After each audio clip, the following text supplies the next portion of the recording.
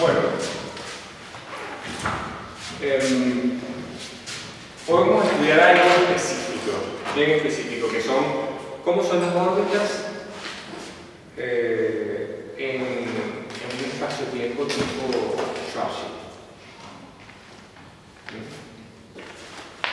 Y por supuesto, en principio esto es extendible a cómo son las órbitas alrededor de un cuerpo masivo, que no necesariamente implica que tenga que haber un agujero negro allí. Recuerden el teorema de Birkhoff, implica que afuera de una región donde haya una densidad de masa, donde haya una densidad de energía, afuera de esa región, si la densidad de energía es cero, el flujo de energía es cero, etc., entonces la única solución posible es Schwarzschild.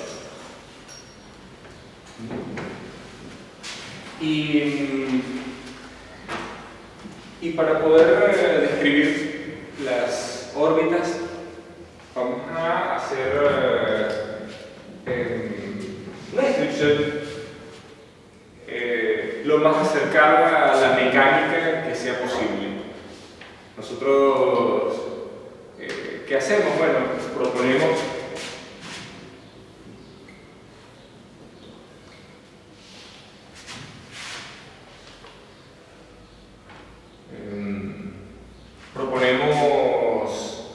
que las órbitas son descritas minimizando un lagrangiano.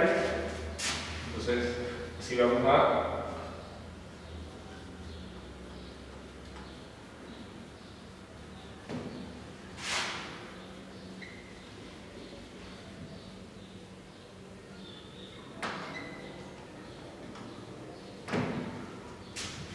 lograr nuestro cumplido. Ahora, fíjense ustedes el lagrangiano que nos permite determinar las órbitas es un medio de g mu por x punto mu por x punto nu, donde el punto significa derivada respecto al parámetro de la curva. Si se tratase de una partícula con masa, normalmente se asocia a ese parámetro del tipo propio, pero si se trata de alguna partícula que viaja a la velocidad de la luz, fotones, por ejemplo, luz, entonces ese parámetro será simplemente un parámetro afín de la curva.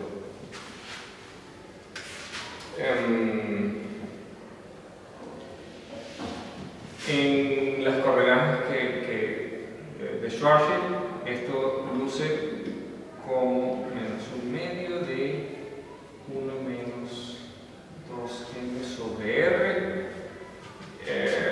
por t punto cuadrado más un medio sobre 1 menos 2m sobre r por r punto cuadrado más r cuadrado menos r cuadrado por teta punto cuadrado más seno cuadrado de teta por phi punto al cuadrado. Aquí, por supuesto, estamos afirmando que n es equivalente, pues es un parámetro que es proporcional a la masa, o si en ciertas unidades nosotros podemos decir que la masa m es g por la masa entre c cuadrado. Y podríamos decir que 2m es el radio de Schwarzschild.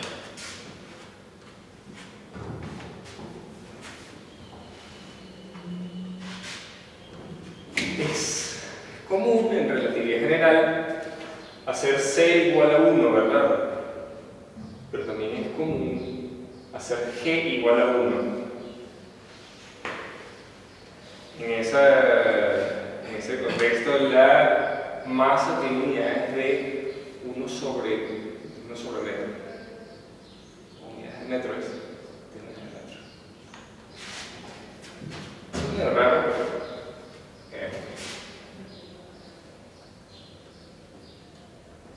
pero simplifica mucho. En todo caso, uno sabe que si hay una cierta cantidad que tiene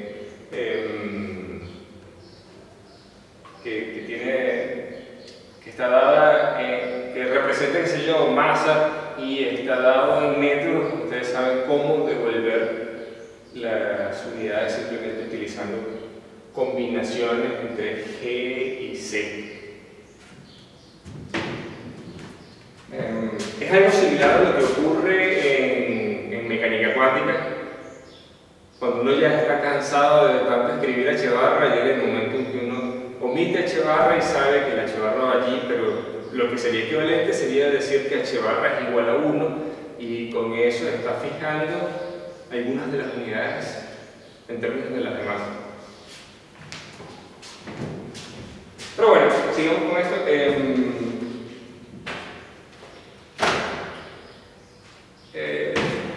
Lo primero que vamos a hacer es ver cuáles son las cantidades conservadas y eso básicamente para poder describir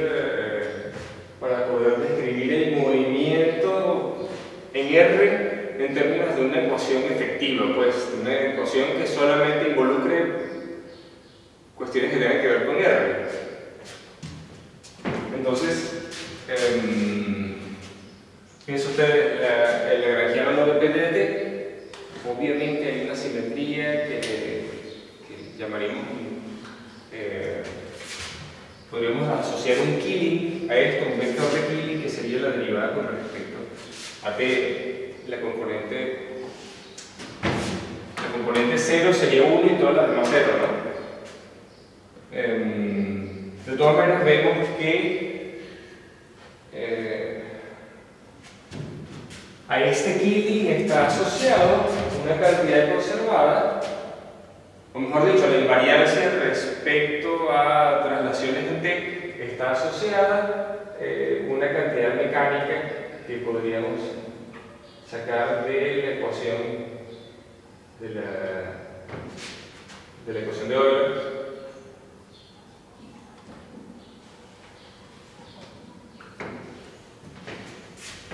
Y vamos a decir, vamos a llamar E a esta cantidad, la derivada parcial del lagrangiano con respecto a t punto. Y en efecto, esa E va a ser otra cosa que la energía, ¿no? Salvo por un parámetro de la masa de la partícula que se esté moviendo, pero vamos a omitir el término de masa porque va a haber algunas partículas, las que se mueven en órbitas tipo tiempo, que tienen masa, pero las que se mueven en órbitas tipo nulo no tienen masa y, digamos, esa masa sería un factor constante que aparecería multiplicando esto. Si ponemos m igual a 0, entonces nuestro lagrangiano sería 0. Sería inconveniente para nosotros. En todo caso, haciendo esta transformación, fíjense, derivo respecto a este punto y tengo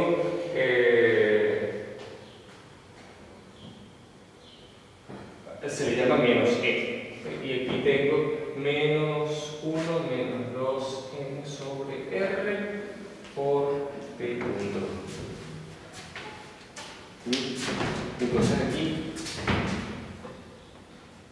e es 1 menos 2n sobre r por t punto. Fíjense ustedes, ¿qué es? ¿Cómo es la energía cuando el radio tiende a infinito? Bueno, cuando el radio tiende a infinito, nos queda t punto. Pero t punto es precisamente el factor que nosotros vimos, que llamamos gamma, que es 1 sobre la raíz de 1 menos t cuadrado.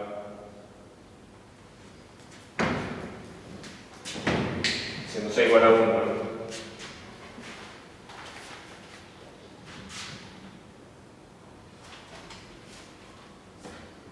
Entonces,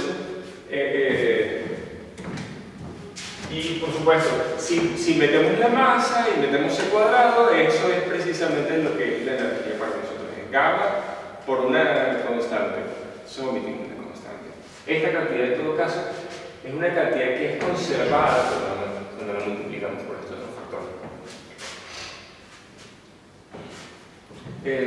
Y la otra cantidad conservada, vamos a decir, sería.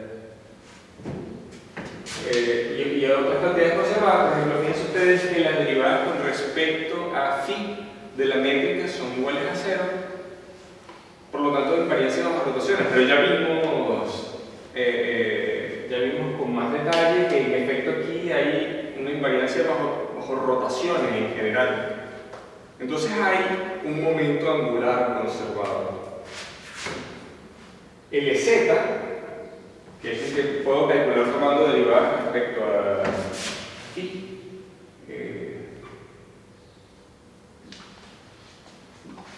derivadas de la lagrangiana con respecto a phi punto. Este sería r cuadrado seno cuadrado de zeta por phi punto. Y este es constante, pero también es constante el momento angular en general. De todas maneras, si nosotros nos restringimos al movimiento sobre un plano,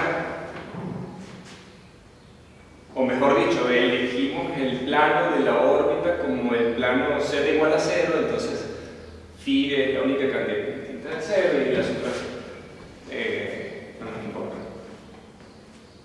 ¿Verdad? De todas maneras se conservan, por supuesto. El movimiento sobre el plano ocurre sin salirse del plano gracias a que el momento angular se conserva en esas otras direcciones.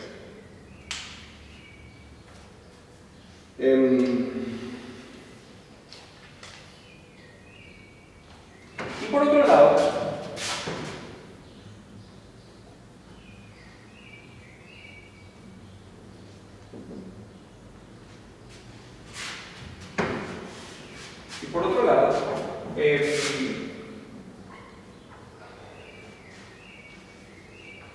esta cantidad se conserva en el caso que estamos estudiando, porque fíjense ustedes que esta cantidad que está aquí sería g mu por x punto mu derivada con respecto a tau de x punto mu, como ya vimos en otra ocasión. Y esto es 0, porque estamos sobre una geodésica, ¿no? Eso quiere decir que este lagrangiano es una constante. Vamos a elegir como valor epsilon medio, y epsilon vale -1 para órbitas nulas, perdón, para órbitas tipo tiempo.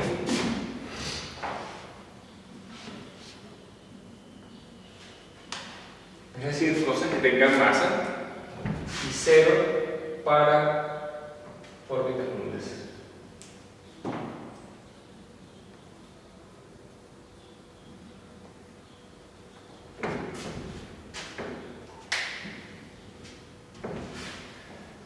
Entonces, de esa manera, si sustituimos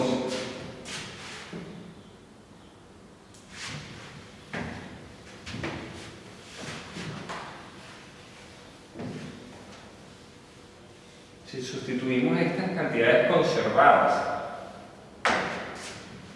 en el lagrangiano, fíjense ustedes, vamos a hacerlo aquí. Lo que tendríamos sería menos 1 menos 2m sobre r por e cuadrado. Este sería el término que tiene este punto cuadrado, ¿no? 1 menos 2m sobre r por t punto cuadrado, pero ya que e es igual a t punto por 1 menos 2m sobre r, tengo que dividir, multiplicar y dividir por 1 menos 2m sobre r. Entonces, para convertir este punto en e, y me queda en el denominador este factor, también me queda 1 menos 2m sobre r por r punto cuadrado, y me queda el momento angular al cuadrado sobre r cuadrado igual a epsilon. Este factor es igual a menos 1 más 1. Entonces aquí ya tenemos todas las órbitas que nos interesan.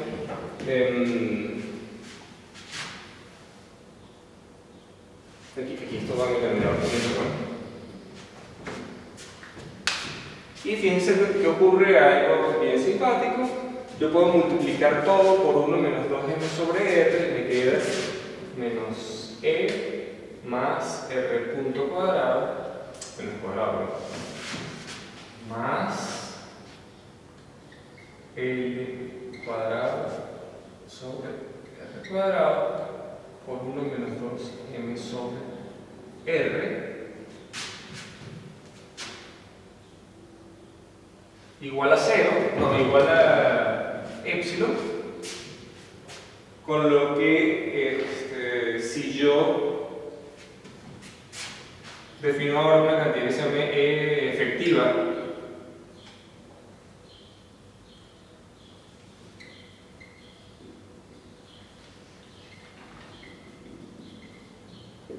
esto igual a 1 medio de r punto cuadrado más l cuadrado sobre r cuadrado por 1 menos 2m sobre r. Esto sería, a ver, lo único que tengo que hacer es multiplicar por 1 medio este término y pasar este término a sumar al otro lado, entonces tendría e cuadrado más epsilon entre 2. Y este término, el potencial efectivo, lo puedo definir como L cuadrado sobre 2r cuadrado menos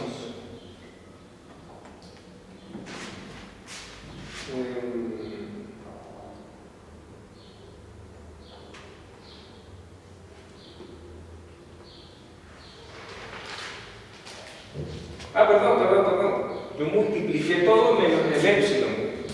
¿No está bien eso? 1 menos 2m sobre r, me faltó. Porque aquí está dividiendo, digamos, aquí está dividiendo estas dos, pero en este no hay, entonces me faltaba un factor aquí. Y al sumarlo desde la barra, ¿cómo hago? Aquí está. Tengo 1 medio de r punto cuadrado. Este término que es epsilon por menos 2 pasa para acá. Sumando será epsilon por 2m sobre r más el otro. Y el 2 hay que dividirlo por 2. Entonces, el potencial efectivo será epsilon por m sobre r más, vamos a poner, menos m por l cuadrado sobre r cubo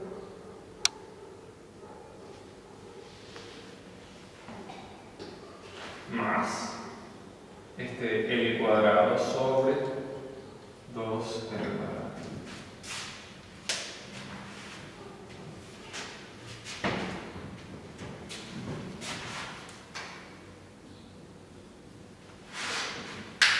Este término no es de extrañar. Este término es el que es debido a al momento angular, cuando uno tiene un potencial con simetría esférica. Pero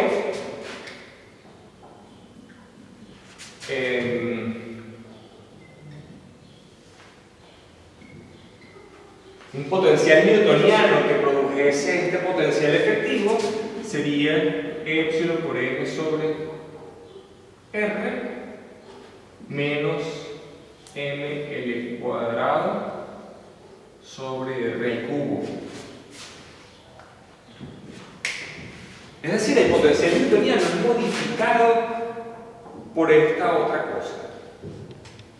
Por cierto, si epsilon está asociado a una órbita de tipo tiempo, vemos un potencial que es menos m sobre r, razonable, ¿verdad? Menos m sobre r, más este otro factor, y entonces todo este potencial es potencial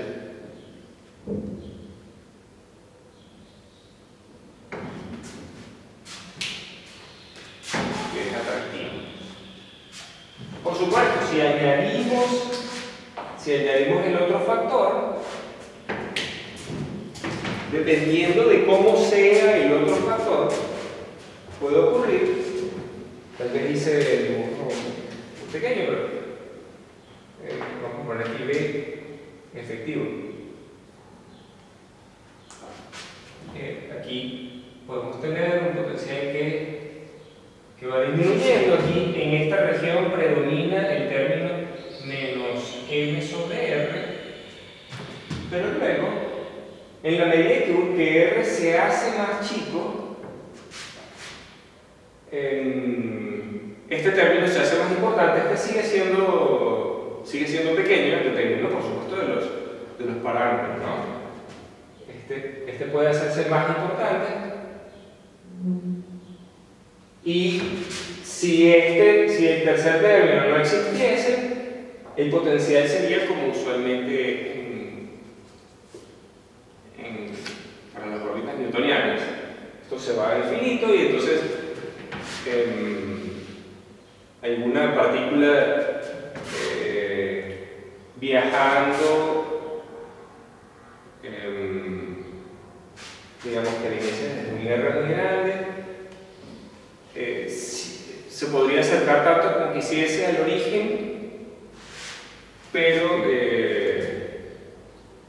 rebotaría, y pudiese ocurrir que hubiesen órbitas estables, hubiese un radio máximo, un radio mínimo, y se mantuviese oscilando entre esas dos posibilidades. Pero como está este tercer término, y es negativo, ¿no? Ok, aquí dijimos predomina el término L cuadrado sobre 2R cuadrado. En esta tercera región predomina el término menos ml cuadrado sobre r al cubo. Este término es mucho más grande en las regiones de r chico que los otros dos, y por lo tanto los otros dos son despreciables en alguna región.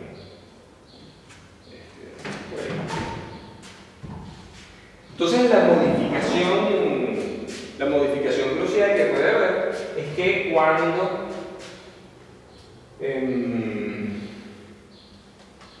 a ciertas energías, si tienen ciertas energías y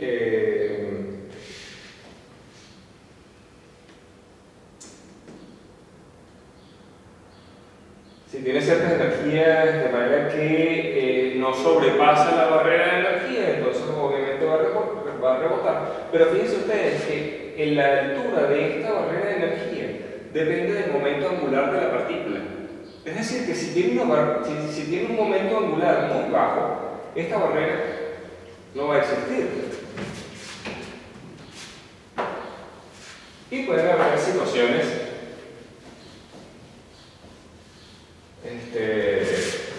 es decir, hay que dibujar un potencial efectivo distinto para cada una de esas situaciones, ¿no?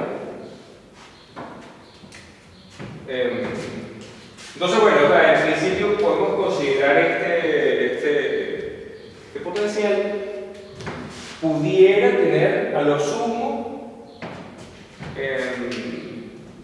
dos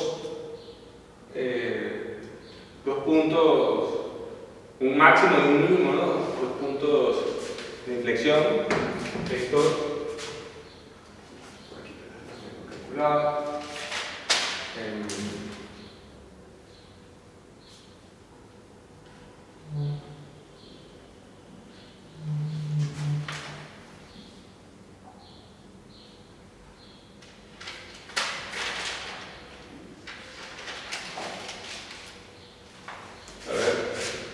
Si llamamos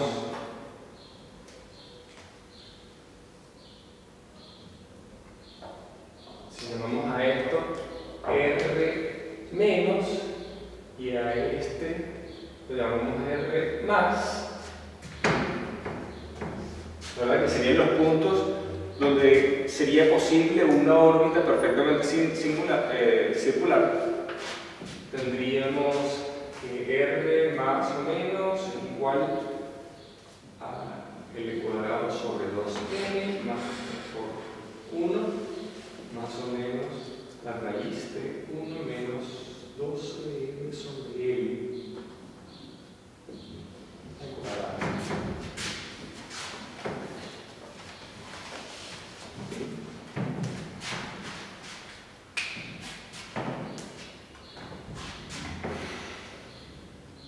Y aquí hay consideraciones que hacer. Depende de los valores del momento angular y la masa.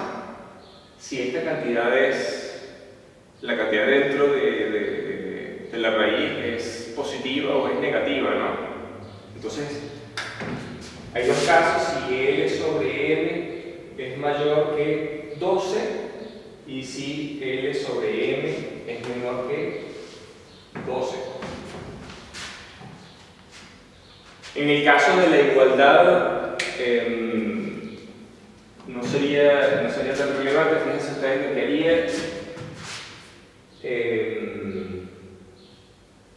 Recuerden que el término que va como 1 sobre R al cubo depende de L. Entonces la altura de este término, la altura de esta barrera depende del valor de L, ¿no? Entonces, para ciertos valores de L puede ocurrir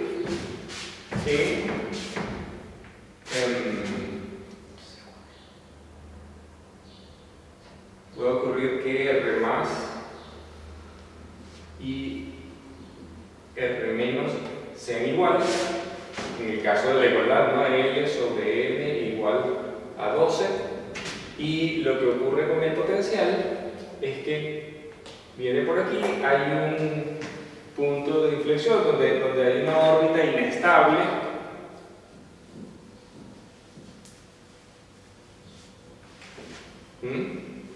Pero hay una órbita circular allí. Y digo órbita circular porque R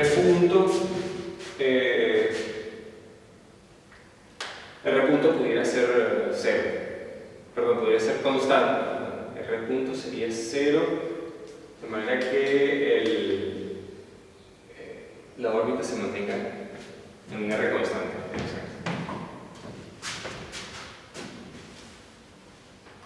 Esto sería el caso de la igualdad. En este caso, 1 menos 12m sobre L al cuadrado es mayor que 0. Que sería este. Perdón, si yo multiplico todo por L sobre m al cuadrado y paso el 12 a sumar, entonces sería este. Perdón, y no es 12 sino raíz de 12. Entonces, esta situación estaría dada aquí. Y la otra posibilidad es que no haya ningún mínimo. Que los dos, que R más y R menos sean imaginarios, es decir,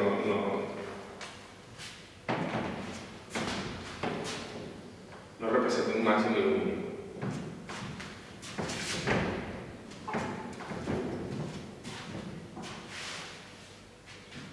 Ok.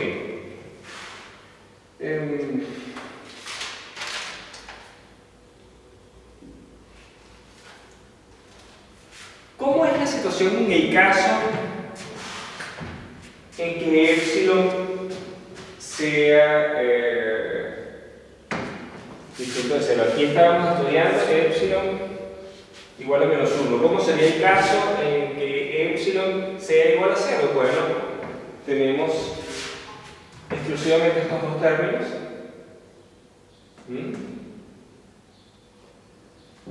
Y el potencial efectivo puede reescribirse como L sobre 2, o L cuadrado sobre 2R cuadrado, que sería este término, más este, y sacamos el L cuadrado sobre 2R cuadrado del factor común, y nos queda 1 menos 2M sobre R.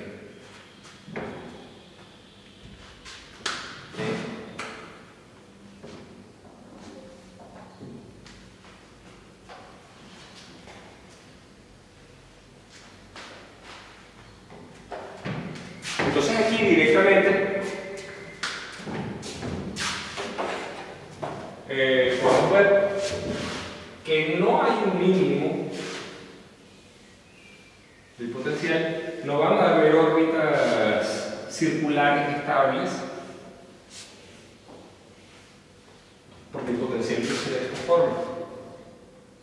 En epsilon igual a 0, el de efectivo puede ser representado de esta forma. En esta región predomina el término L cuadrado sobre 2R cuadrado.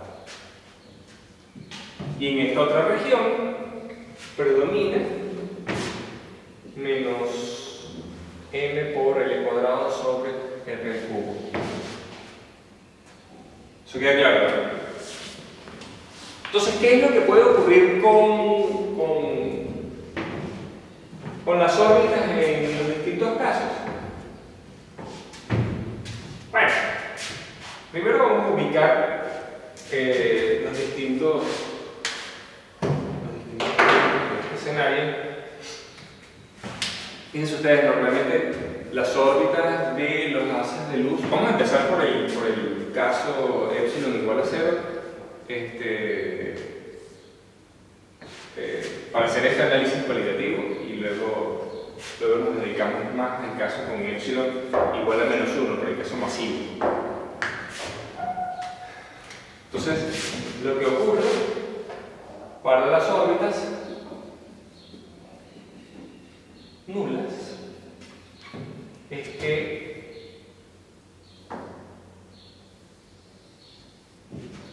dependiendo del valor de la energía, ¿verdad?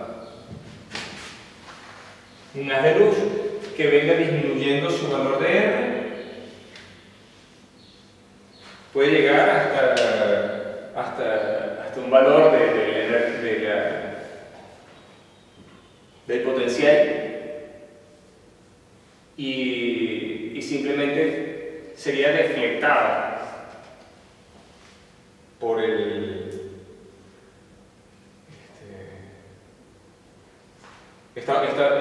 luz sería desviada por este potencial. Ahora, ¿cómo serían las órbitas? Bueno,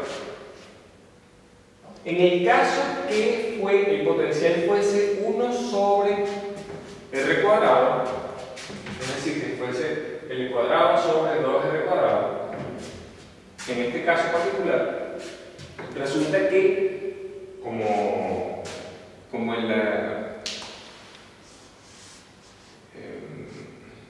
como no hay una interacción gravitacional, el movimiento de los haces de luz ocurriría de manera que disminuye R hasta un mínimo y después sigue, pero en línea recta,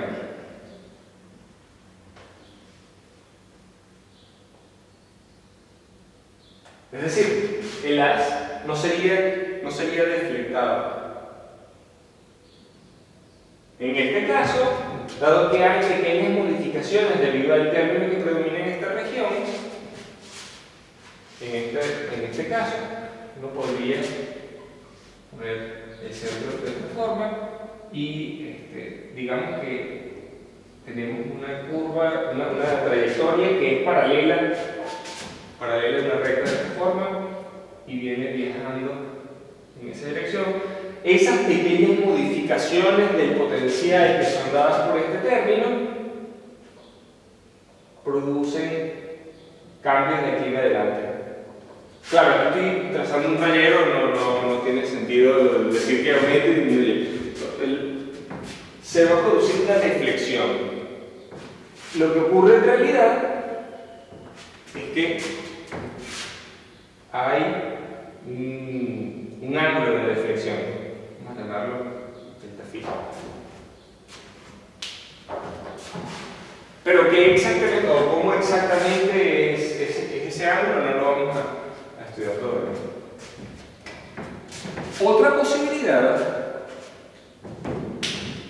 es que, fíjense ustedes, supónganse que esto es R igual a 2m y que esta es la línea radial, ¿no? Si viene un haz de luz incidiendo con, vamos a llamar a esto B. B se le llama usualmente factor de impacto.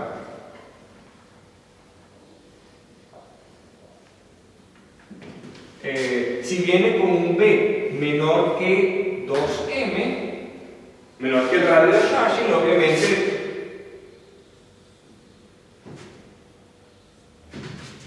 termina cayendo al agujero negro. Ahora, eso se ve expresado aquí. Fíjense ustedes.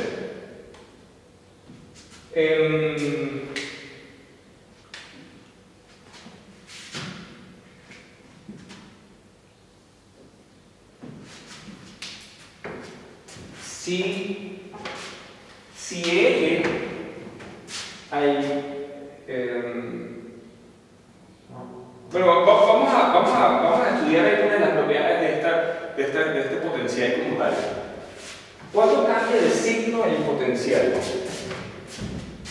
El potencial cambia de signo cuando R es igual a 2m. Es positivo afuera y es negativo adentro. Es decir, que este punto que está acá se encuentra exactamente en el radio de Schwarzschild. Radio de Schwarzschild, que es 2m. Por otro lado, si derivamos el potencial, encontramos el máximo. Y eso lo encontramos, digamos, de este sale un menos 2 y de este sale un menos 3. Este 2 con el 2 de acá se cancelan y aquí me sale un 3.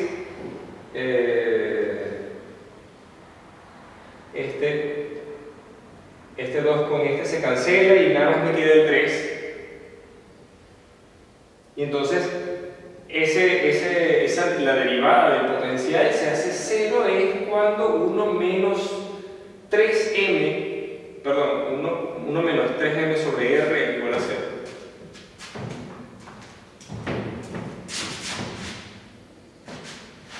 Entonces aquí el máximo se encuentra en 3m, o lo que sería equivalente a 3 medios del radio de Schwarzschild.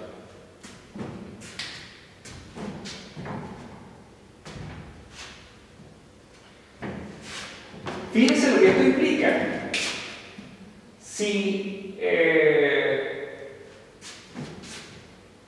Si B, vamos a ponerlo hasta aquí, si B es mayor que 2m, vamos a ver, mayor que 2m, pero menor que 3m, entonces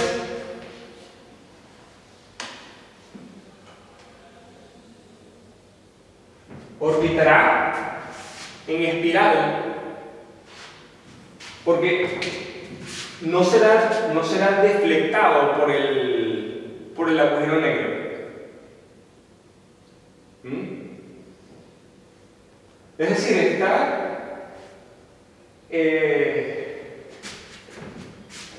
estará llegando con un momento angular. O sea, fíjense ustedes, ¿cómo sería el momento angular si fuese directo al centro del agujero negro? El momento angular respecto al eje dictado por el centro del agujero negro. El momento angular sería 0 si fuese directo, ¿no? No habría un cambio de tita. El momento angular es proporcional a ese cambio de tita. Si no hay cambio de tita, entonces el momento angular es 0. Si el momento angular es muy cercano a 0, también llegará al interior del agujero negro. ¿Qué es lo que se ve expresado aquí? Es decir, para que no caiga dentro del agujero negro, el factor de impacto, es decir, la distancia la dirección hacia la que está moviéndose, tiene que estar, por supuesto, afuera del agujero negro y tiene que pasar a no menos de 3 medios del radio de Schwarzschild.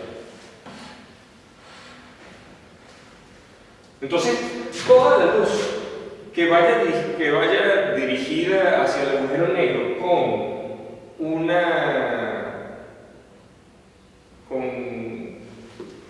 que vaya en direcciones que estén más cercanas al agujero negro que 3m, entonces esas van a caer. Ahí después o sea, llegan a cruzar el radio. Y claro, van en espiral. ¿Por qué? Porque R sigue disminuyendo. O sea, si van en una órbita como esta, pueden pasar este umbral. Ahora, para que no puedan pasar este umbral, esta barrera tiene que hacerse más alta. Recuerden que la barrera depende del momento angular. El momento angular tiene que ser más grande. La dirección hacia la que está dirigido tiene que estar más alejada del centro del agujero negro. Es decir, que debe tener un factor de impacto más grande. Haciendo el factor de impacto más grande, el momento angular es más grande. Así de simple.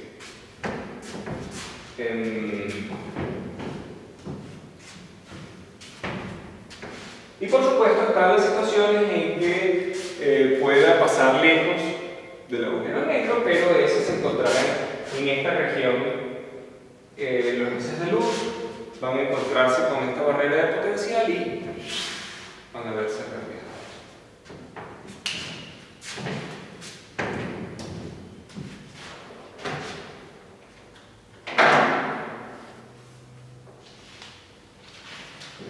Bueno, entonces vamos a estudiar el caso de las órbitas de partículas que tengan masa. Y bueno, volveremos a esta solamente para remarcar algunos puntos y para mostrarles un resultado interesante, que es básicamente el resultado de cuánto vale la deflexión, cuánto vale el ángulo de deflexión debido a la interacción con el campo gravitacional de una masa. Bueno, entonces, en el caso, volviendo al caso de epsilon igual a menos 1,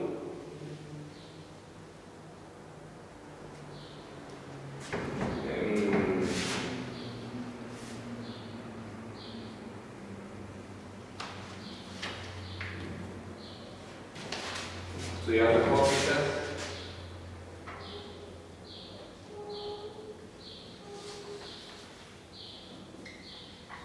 Las órbitas masivas o de cuerpos que tengan masa. Vamos a definir una cantidad que llamaremos R', que será el cambio de R respecto a phi. R'. ¿Para qué? Bueno, para estudiar también cómo son los distintos tipos de órbitas. Aquí yo creo que me he sacado un par de cositas, pero no estoy seguro. Bueno, sigamos aquí con esto. En particular, si calculamos el cuadrado de esto será igual a R punto cuadrado sobre phi punto cuadrado. Y este lo podemos despejar de la ecuación esta de la energía efectiva, mientras que este lo podemos despejar del momento angular.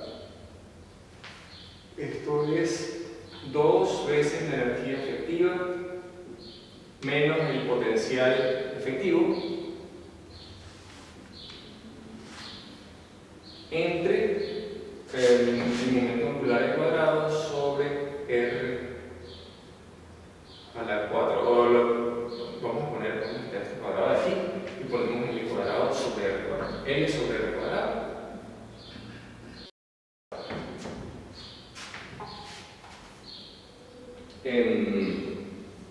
Recuerden que L es igual a phi punto por R cuadrado, por el seno de θ, y por supuesto, como estamos considerando el movimiento en un plano, el seno de θ es 1. En el plano θ igual a pi medio.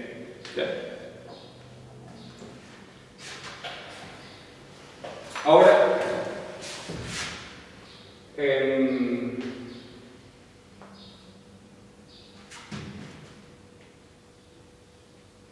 vamos a estudiar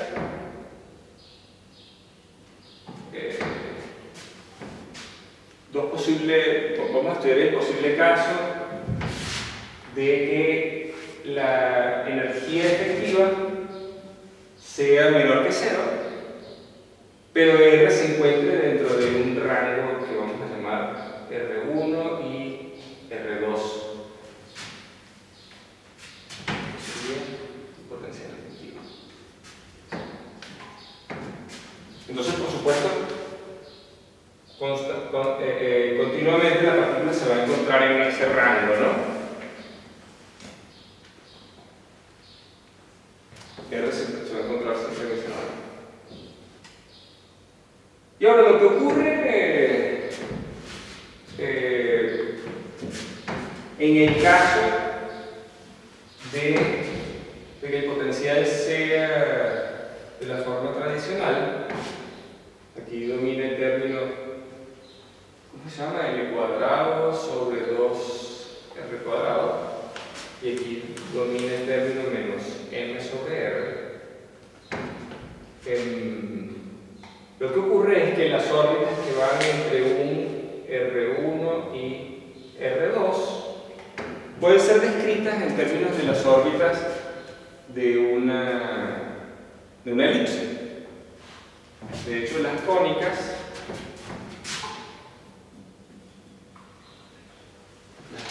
pueden describirse,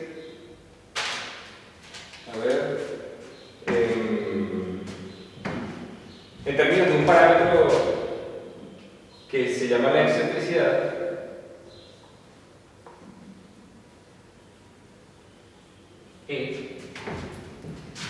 Y 1 sobre R para esas cónicas es simplemente un factor A que indica la amplitud del movimiento por 1 más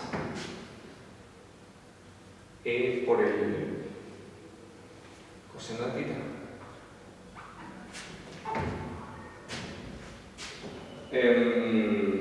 Pero fíjense ustedes, hay varios casos. Si E es igual a 0, tenemos un círculo.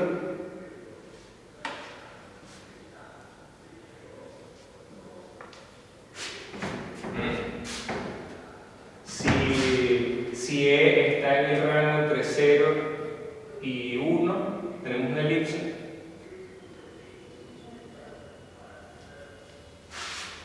Si tenemos e igual a 1, tenemos una parábola. Tenemos 1 más coseno de tita, ¿no? Coseno de tita, una parábola. Y si e es mayor que 1, tenemos una hipérbola.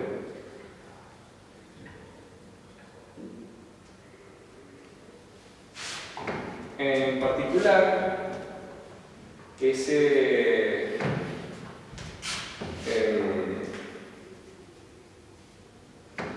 la elipse, digamos, tiene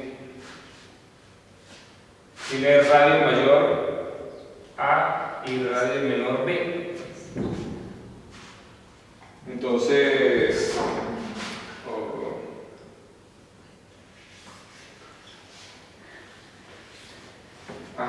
aquí tengo, a ver, en estos casos, a ver si... este A no se corresponde con esto sería otro número. No sé exactamente qué sería.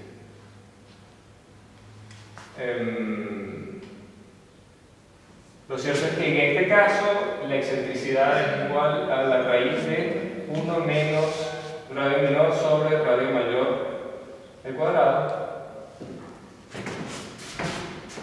Y en este otro caso, la excentricidad sería la raíz de 1 más b sobre a al cuadrado. Aunque no sé si tiene mucho sentido hablar sobre radio menor. Ese parámetro a y b tienen por supuesto su significado especial en el caso de la igualdad.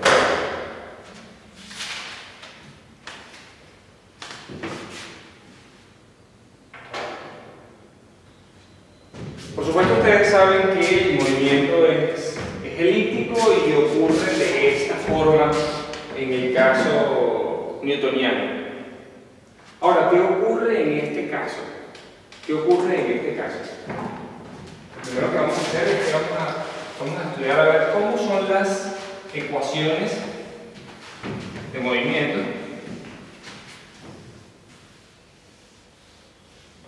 Vamos a estudiar cómo son las ecuaciones de movimiento.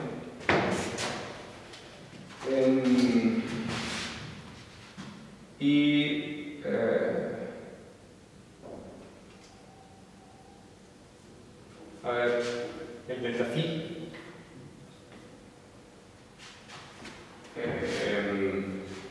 Lo que va a ocurrir es que la elipse va a tener una pequeña rotación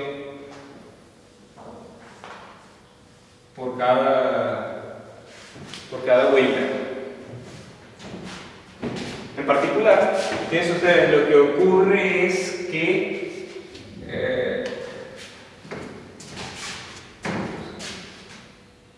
al encontrarse en este punto, pudiese, por ejemplo, en el punto más cercano al centro, podría encontrarse en phi igual a 0. Y en este caso, al encontrar el máximo, habría girado en un ángulo phi igual a pi. En este caso no, al llegar hasta el valor máximo no habría girado en un ángulo pi. Entonces nosotros vamos a tratar de hacer la descripción de cómo cambia, de cuál es la diferencia entre esos ángulos respecto a la órbita elíptica. Y en particular, a ver, bueno, por supuesto aquí ya tenemos una expresión y esto tiene términos que van como hasta 1 sobre r cubo, ¿no? Fíjense ustedes, si yo multiplico el numerador por r a la 4, ya me queda un polinomio hasta grado 4 en r.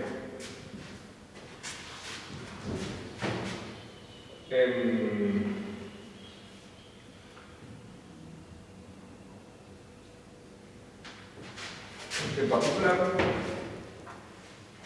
este delta phi básicamente va a ser 2 veces el ángulo entre R1 y R2 de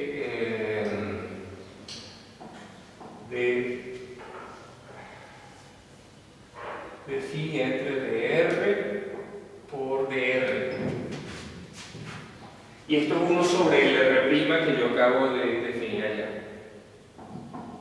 Entonces nosotros podemos sustituir aquella función, que es un polinomio de grado 4, en el denominador de esto y hacer la integral. La raíz de un polinomio de grado 4, quiero decir. Y bueno, haciendo una expansión se convierte en... Haciendo ciertas manipulaciones, esto se convierte en una integral elíptica y puede ser resuelta. Pero nosotros vamos a hacer un tratamiento ligeramente diferente. Lo que vamos a hacer es vamos a estudiar cómo serían las perturbaciones de esta órbita. Y vamos a suponer que la órbita será aproximadamente igual a esta, ¿sí? Si nosotros a esto lo llamamos R newtoniano, entonces el R real será el R newtoniano más un R extra. Pero, en particular, las ecuaciones para la función 1 sobre R son más fáciles. Porque fíjense ustedes, no, aquí me equivoqué en algo, disculpen ustedes, esto es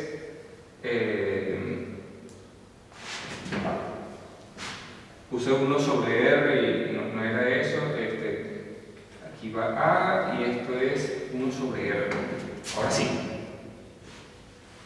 pueden corregir.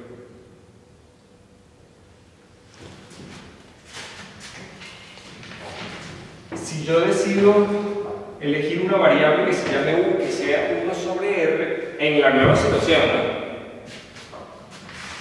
Entonces, U' será, por supuesto, menos 1 sobre R cuadrado,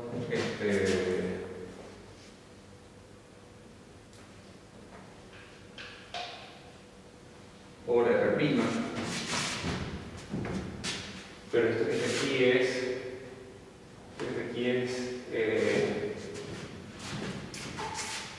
fíjense ustedes, de este lado de la ecuación yo tengo un término que va como L sobre R cuadrado, que puedo pasar a multiplicar al otro lado. Entonces, haciendo unas manipulaciones, yo veo que esto es igual a 2 sobre L cuadrado por la energía efectiva menos el potencial efectivo. Y fíjense ustedes, esto dependía de 1 sobre R, 1 sobre R cuadrado, 1 sobre R cubo. Bueno, ahora va a depender de U al cuadrado, U al cubo. Perdón, aquí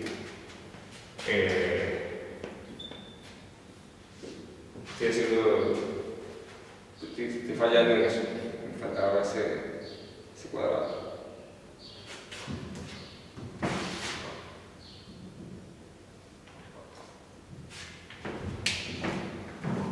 Este L cuadrado queda aquí y el 1 sobre R cuadrado lo hacemos multiplicar para allá. Es clara la relación. Ok. Por último, U' al cuadrado más U cuadrado va a ser igual a E cuadrado más epsilon sobre L cuadrado menos 2 epsilon m sobre L cuadrado por U más 2m por U al cubo. Aquí fíjense ustedes, esto es válido para ambos casos, pero igual será para el menos 1.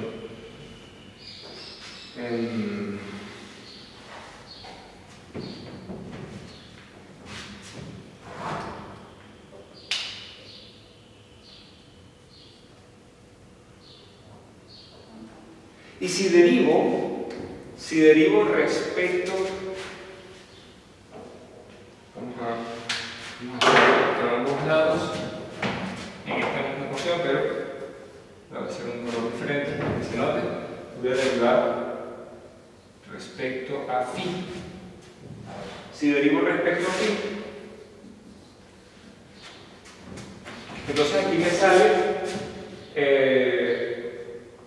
2 u' por u, perdón, u' por u2' de este término, 2 u' por u2', aquí me sale 2u por u', este 0, este sería u', y aquí me sale 3 por 2 son 6, 6n por u cuadrado por u'. Ese u' aparece multiplicando todo. Aparece aquí, ¿verdad? Aparece un u' por u2', etc. Y entonces aquí tendremos un término que es u2' más u igual, y en esos otros términos el 2 desaparece, me queda un menos epsilon n sobre l cuadrado y 3m por u cuadrado.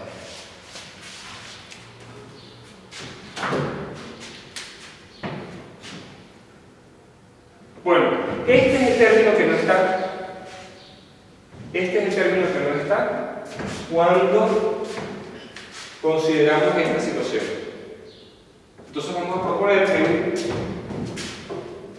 se escriba como u0 más u1 más etc. Pero vamos a descartar todos esos y en primera instancia vamos a tomar solamente el u0 que satisface esta ecuación. u0 2' más u0 igual a menos epsilon n sobre el cuadrado. Porque esa es la ecuación, esa es el que da una órbita elíptica. Y luego, por supuesto, lo que vamos a hacer es que vamos a utilizar esto para determinar cómo es u1, suponiendo que u1 es pequeño en comparación con u0. Y entonces, de aquí, bueno, por supuesto aquí hay un término que es debido a la solución de la ecuación homogénea, que sería, por ejemplo, sería el coseno de θ, ¿verdad? Coseno derivado, no de θ, de phi.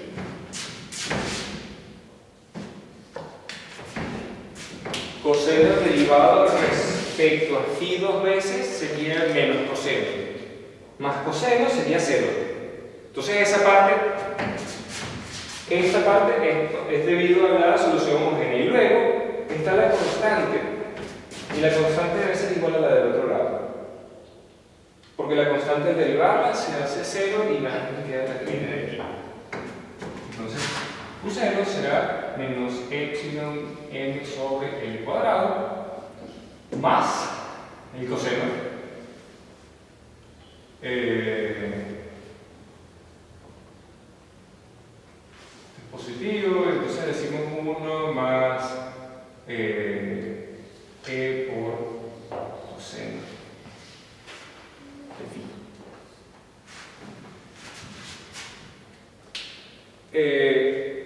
Aquí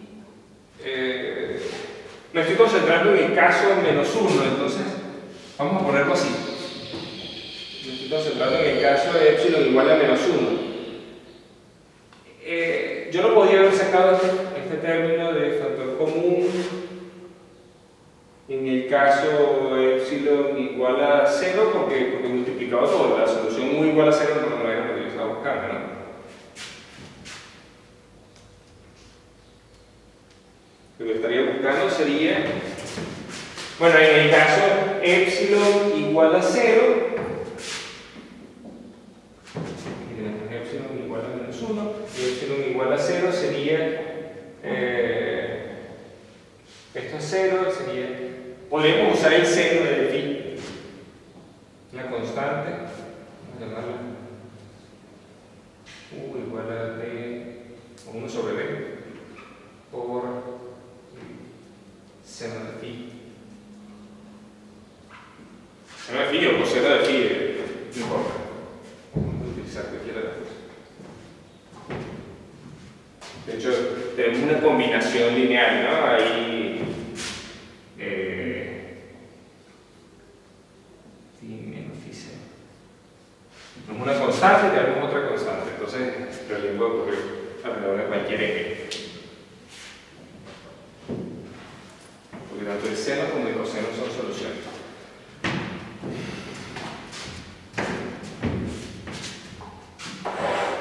Y ahora lo que vamos a hacer es que vamos a tratar de hallar U1 de manera que U sea la solución.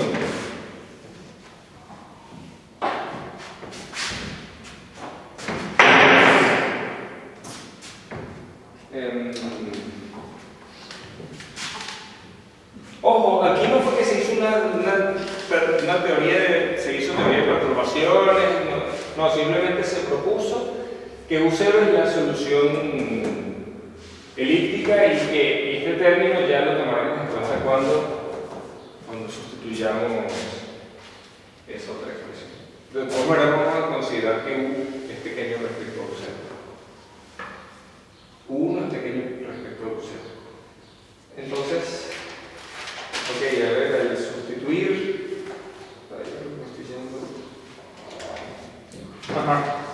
al sustituir para U1, aquí lo tengo. U1' más U1 va a ser igual a 3m U0 al cuadrado.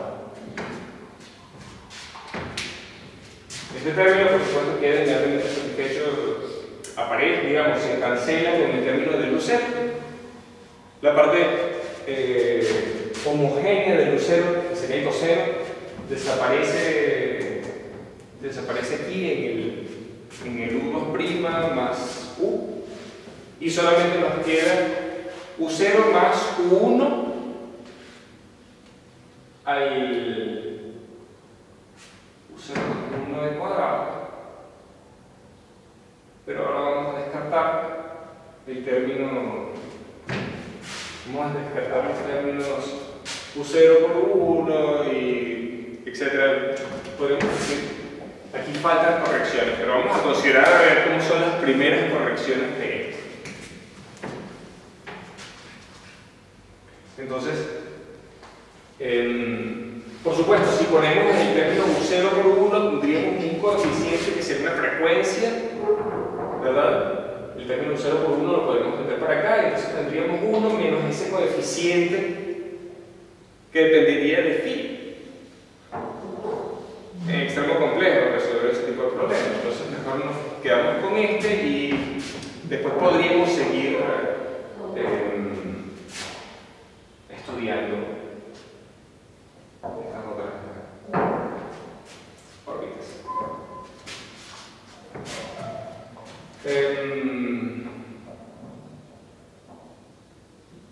Y entonces U1 será 3m al cubo sobre L a la 4 por 1 más la excentricidad de cuadrado sobre 2 menos la excentricidad de cuadrado sobre 6 por el coseno de 2 phi más la excentricidad por phi por el seno de phi.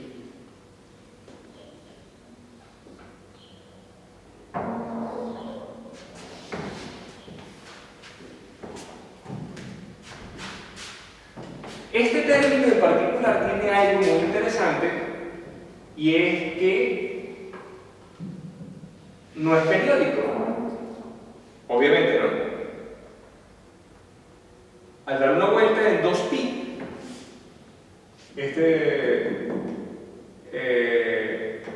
cambia el valor de u respecto a 2pi veces antes.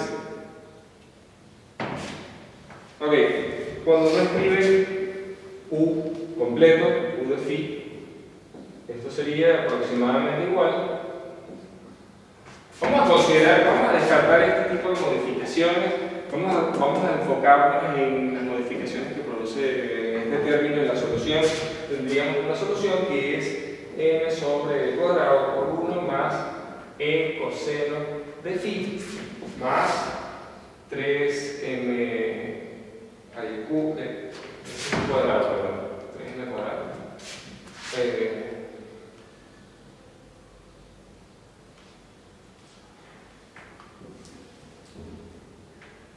No, si era el cubo, perdón. Aquí hay un m y con este otro sería el cubo. Entonces tenemos m cuadrado por excentricidad sobre el cuadrado phi seno de phi más otros términos.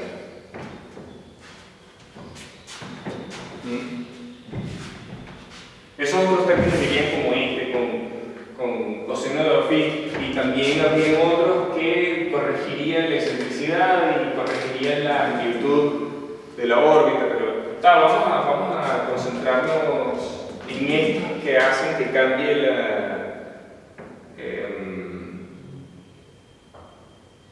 cambie el punto en el que el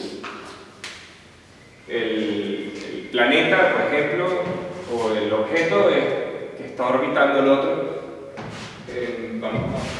Vamos a ver cómo cambia el punto en que se acercan lo más posible, que sería, bueno, si estamos hablando de la Luna alrededor de la Tierra, eso es lo que nosotros llamamos el apogeo, ¿no?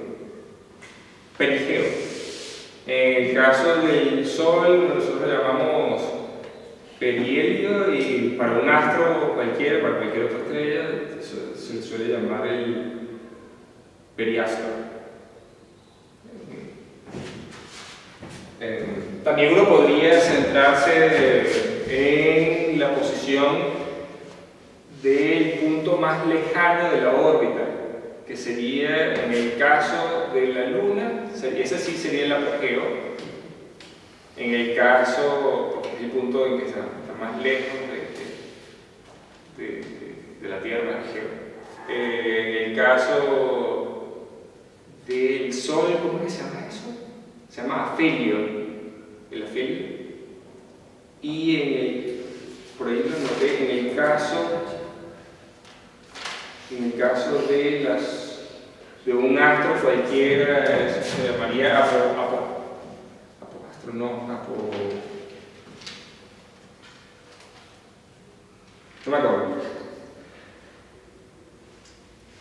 Ajá, apoastro, sí. Pero también hay otro nombre, apoapsis. Ok, interesante es que esto también puede reescribirse como m sobre l cuadrado por 1 más e coseno de.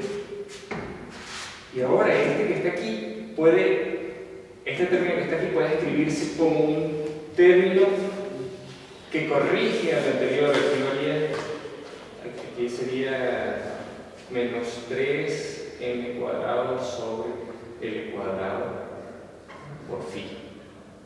Y por supuesto, habrían otras correcciones. Pero esto sería lo fundamental para nosotros especificar cómo es el cambio de phi entre un afelio y otro, por ejemplo. Ahora, puede parecer que simplemente estamos estudiando órbitas porque no tenemos nada que hacer. En realidad, este tipo de cálculos son los que han ofrecido las mejores comprobaciones para relatividad general, las comprobaciones más importantes. Se ha hecho estudios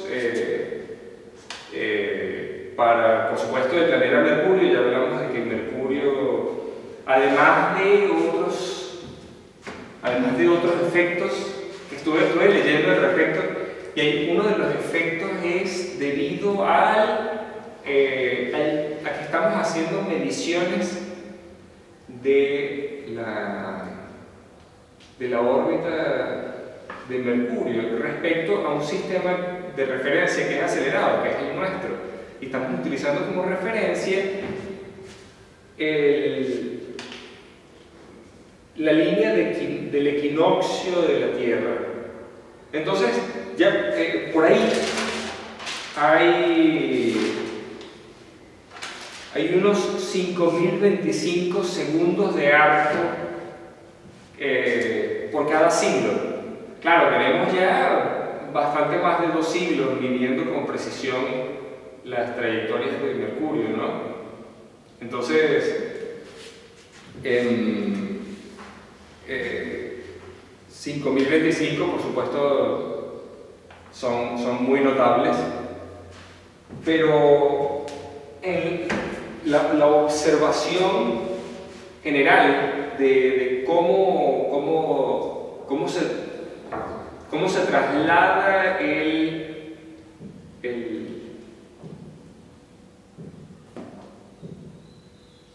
¿cómo se llama? El afelio.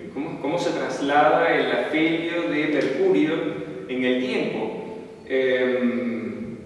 Da que tiene que haber un cambio en phi que sea de 5601 segundos por siglo. Y esos 5025 de los que le hablé, que era porque estamos utilizando un sistema de referencia acelerado, no es, por supuesto, suficiente para aclarar de los otros 500 y tanto. Bueno, resulta que 532 son debido a perturbaciones sobre la órbita de Mercurio que producen Venus y la Tierra especialmente, y Júpiter, que tiene una masa enorme. Y por otro lado, también está los efectos que son debido a relatividad general. Y esos efectos cuentan por 43 segundos de arco. 43,03 segundos de arco por cada siglo. Y esos 43 segundos de arco se pueden dar cuenta básicamente, a ver, esto es U de phi, ¿verdad? Supongamos que en phi igual a 0 se encuentra en el afelio, ¿verdad? ¿Qué es lo que ocurre aquí? El coseno es máximo cuando phi es 0. Entonces aquí tenemos esta suma. Esta suma es máxima cuando phi es igual a 0. Phi igual a 0 es afelio. ¿Cuándo va a ocurrir nuevamente otro afelio? Bueno, si evaluamos U', por supuesto aquí en el afelio ocurre que U' de 0 es igual a 0, ¿verdad? Cuando cambia phi, no está cambiando 1 sobre R. Lo mismo ocurre. Perdón, esto sería el perihelio. Cuando esto es máximo, recuerden que esto es U, que es 1 sobre R, ¿no? Perihelio. Es lo mismo. U de delta phi, donde este delta phi sería en principio 2pi más un pequeño cambio en el ángulo de esta órbita elíptica. Y esto es igual. A ver, si yo derivo respecto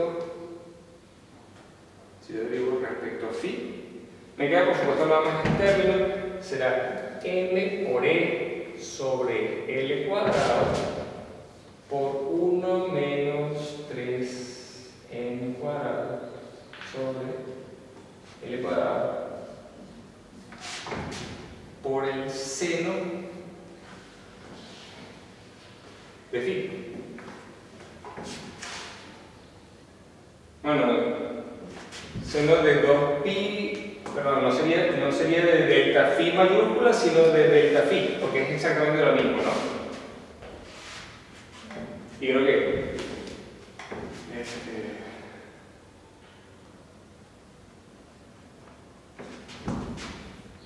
tendría 1 menos 3n cuadrado sobre l cuadrado por delta phi. Así sería, ¿verdad? Y a esto, por supuesto, le podemos restar 2pi y sería equivalente.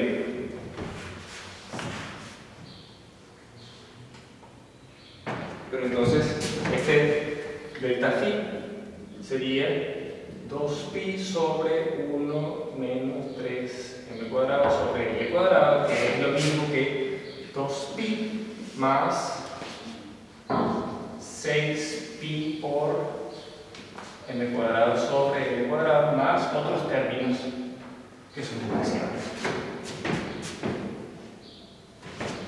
Entonces, el pequeño delta phi será igual a 6pi m cuadrado sobre l cuadrado. O si escribimos en términos de la masa y la constante de gravitación, etc., pues sería 6pi por g por m sobre c. Es decir, tenemos que meter c todas las veces que toque, ¿no? C por L al cuadrado. Creo que es así. Revisen. Sí, está perfecto.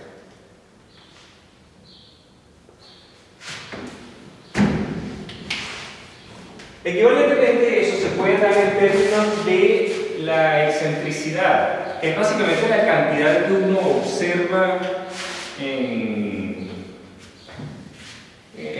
los datos astronómicos, ¿no? Y en esos términos se puede utilizar la fórmula según la que phi, el delta phi, es 6pi g sobre c cuadrado por m sobre a por 1 menos e cuadrado, donde e es la excentricidad y a es igual a r más menos r2 menos r1 más r1 más r2.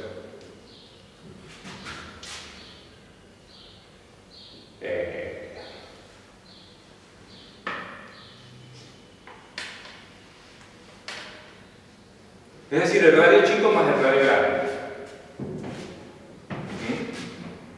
que sería el semieje mayor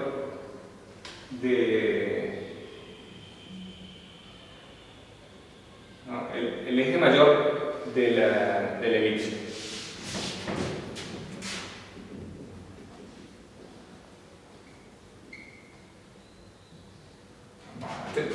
No sé exactamente por qué puse aquí R más y R menos, no sé si los definí correctamente.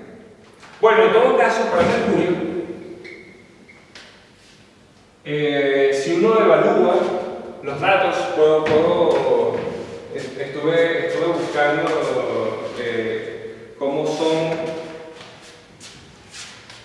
cómo es la excentricidad para distintos planetas. Entonces, por ejemplo, tenemos Mercurio, Venus, Tierra, Luna, Marte, Júpiter. Claro, en el caso de la Luna no es un planeta, pero igual es de interés para nosotros. Saturno, Urano, Neptuno,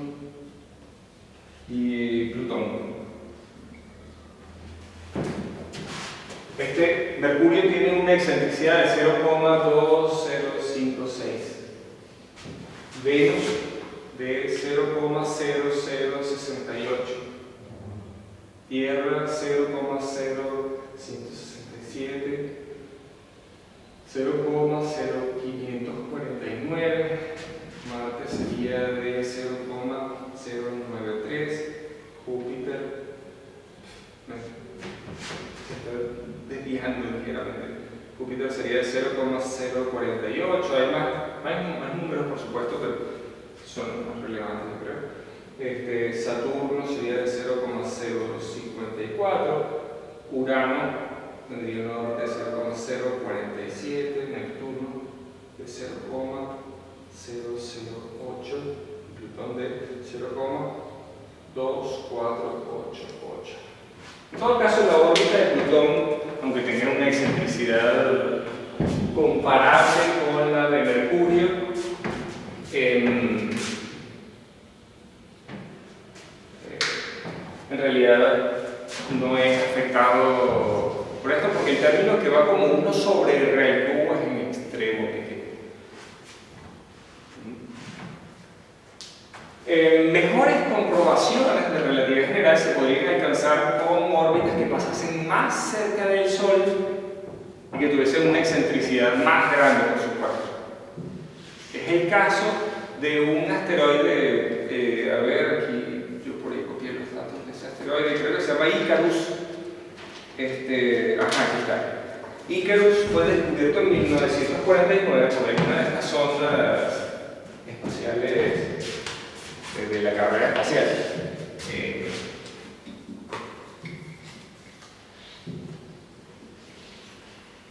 Tiene una excentricidad de 0,827 y tiene un diámetro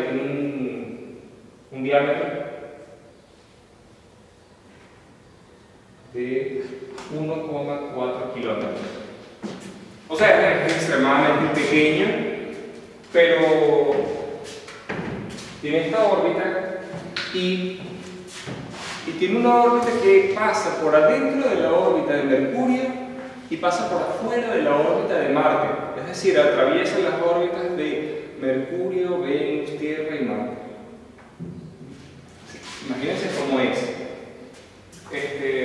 Por supuesto, la precesión de la órbita de Icarus, debido a los efectos de relatividad general, es muchísimo más pronunciada que la de Mercurio y se alcanza una precisión extremadamente buena. Tanto que la precisión de los aparatos simplemente contiene el valor esperado. También ha sido comprobada estas precisiones, han sido comprobadas en casos de órbita de estrellas pulsares en órbita una con otra. Y por supuesto, considerando órbitas extremadamente pequeñas, etc., la descripción de estas binarias de pulsares es notablemente buena. O sea, no hay, lo voy a poner así, no hay datos astronómicos que no sean que estemos hablando de energía oscura, materia oscura. No hay ningún dato astronómico que entre en contradicción con las predicciones hechas por relatividad general. Y por supuesto, es el caso de la órbita de Mercurio inicialmente, pero luego de Icarus y estas otras órbitas que hemos considerado.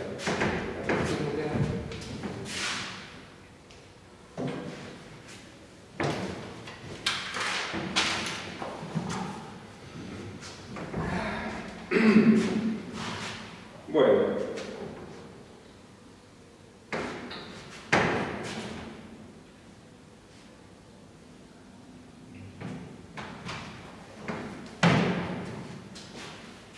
esto sería entonces el ángulo de rotación de las órbitas elípticas, el ángulo en el que cambia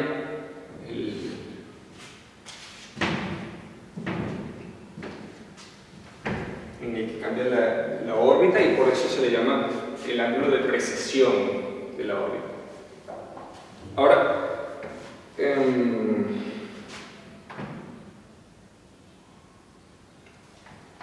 si nos dedicamos a estudiar órbitas nulas, podemos hacer un análisis completamente equivalente. Fíjense ustedes, ya parte del análisis fue hecho.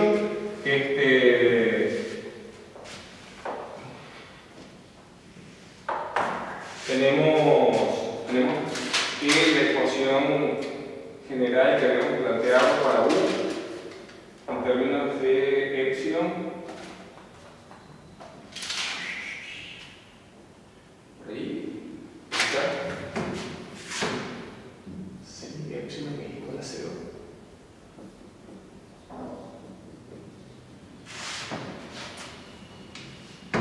En este caso no vamos a estar interesados en la precesión de ninguna órbita cerrada, porque no hay órbitas cerradas, pero sí estamos interesados en el ángulo de deflexión de un haz de luz debido a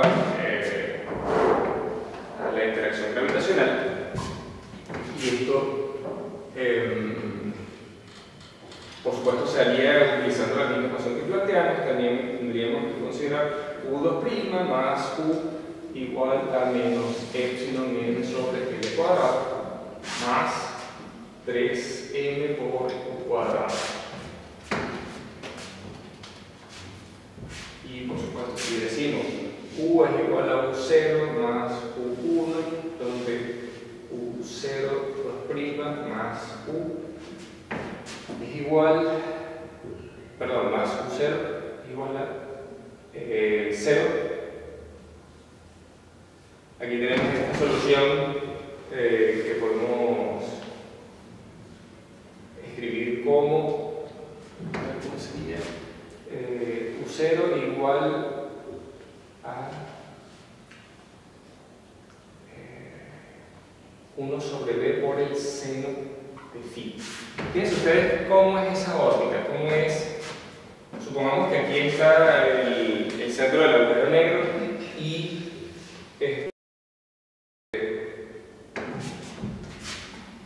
y consideramos la región phi cercana a 0. Bueno, recuerden que esto es 1 sobre r, ¿sí? Y 1 sobre r sería paralelo a la red. Entonces, en phi igual a 0,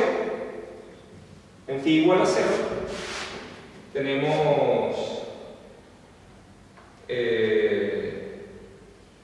r tendiendo a infinito, pero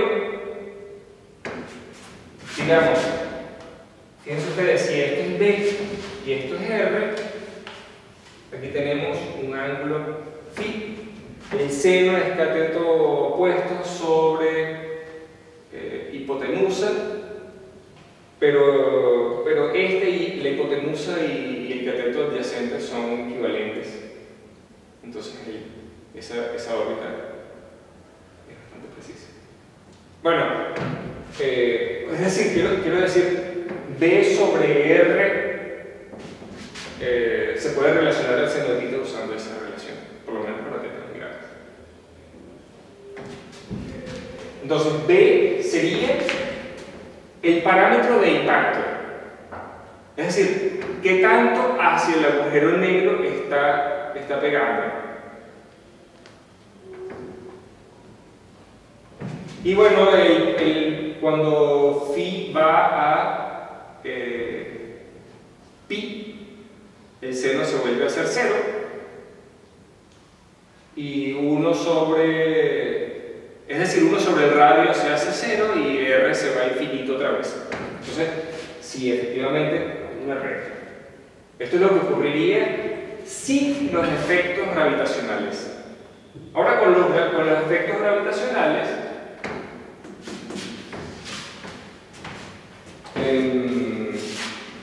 tendríamos que calcular el U1 asociado a esa órbita.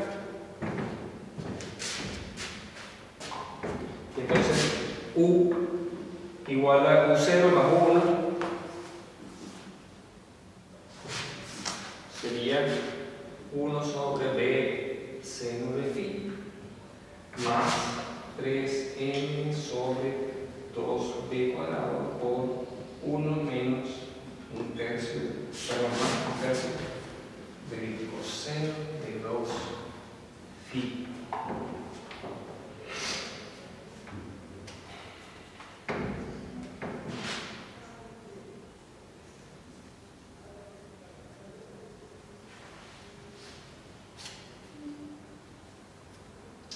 Bueno, lo cierto es que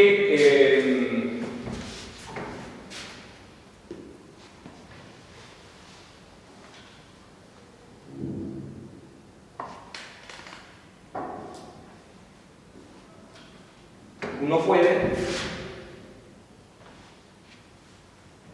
presuponer que hay un ángulo de esta manera. A ver,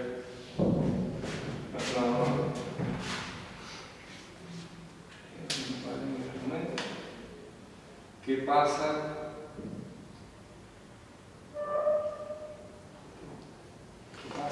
Ah, claro, ahora ya la órbita no viene desde phi igual a 0, sino que el ángulo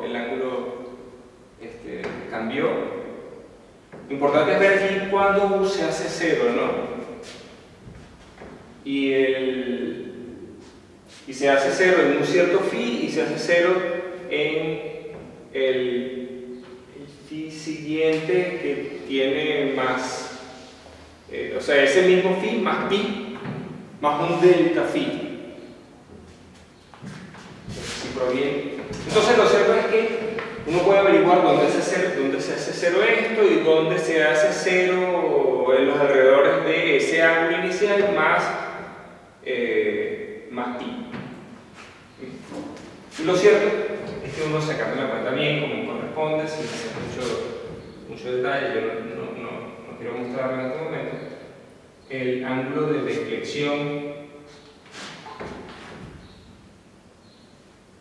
delta phi sería 4m sobre b, o lo que es lo mismo en unidades precisas, 4 veces la masa por la constante de gravitación entre b por c cuadrado.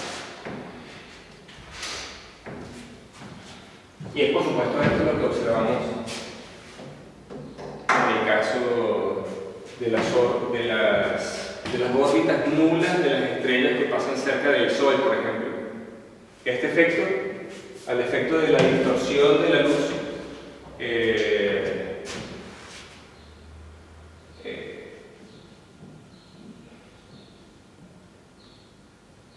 ya que permite que más cantidades geodésicas saliendo de una fuente original, ya que más cantidades geodésicas pueden llegar al mismo punto pasando por órbitas diferentes, ¿no?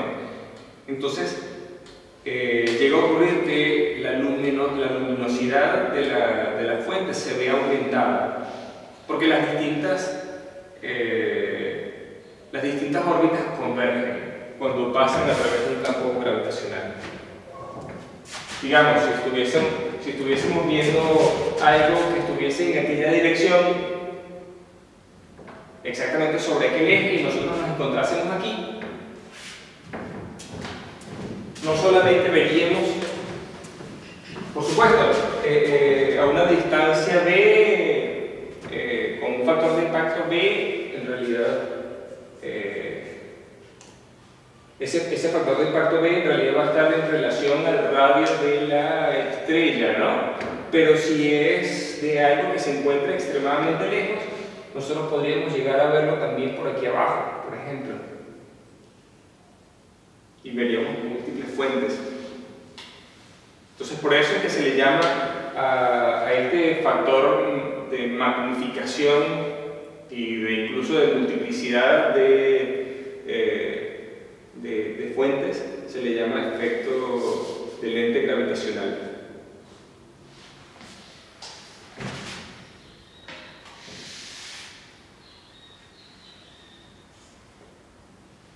Ok.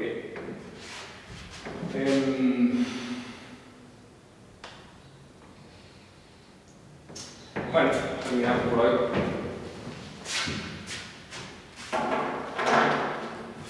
¿Preguntas?